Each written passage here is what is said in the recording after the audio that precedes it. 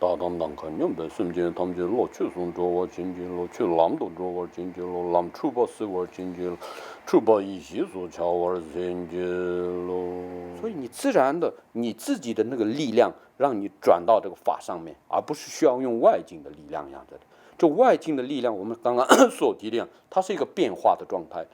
我们福慧资粮圆满的时候还不错，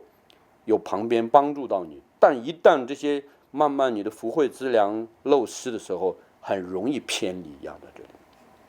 但是一个真实实际修行的人，他心法合一的时候，他就不会被偏离掉，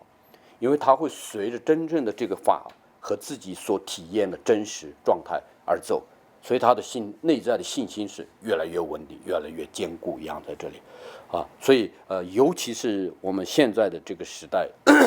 它是一个资源也好，或者说信息广大的时代的时候，我们最后变成是我刚刚所讲的样，佛法我们不应该把它落入到知识的范围一样在这里，而是应该回归到学习到实际的与自己的心法合一的状态一样在这里。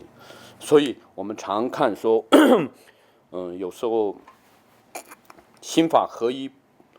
不动的时候，我们常看到有人说，以前一些老修行人。虽然他对佛法的教义并没有那么的理解，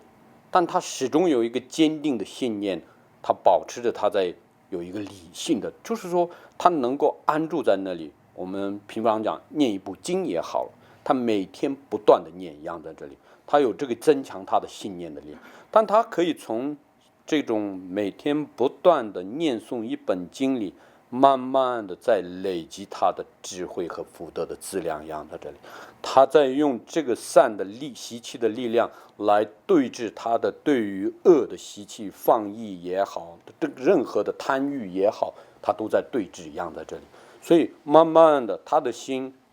随着他的这个念经的力量，自然而然的，刚刚回到前提，所修一切法就是让我们的心静下来。其实真正来讲，因为就像心，我们常用在佛法里解释说，就像是一面的这个湖水一样，在这里，你越搅动越浑浊，你越放开，它自然的清净一样在这里。所以他们能够自然的专注于依法读诵，心自然而然的宁静清净下来一样在这里。所以他们在往生的时候也好，呈现给予我们的是多么自然的状态一样在这里。不再被这些恐惧的这些妄念所带走一样，在这里，他们有强烈的信念，随着这个信念而走一样。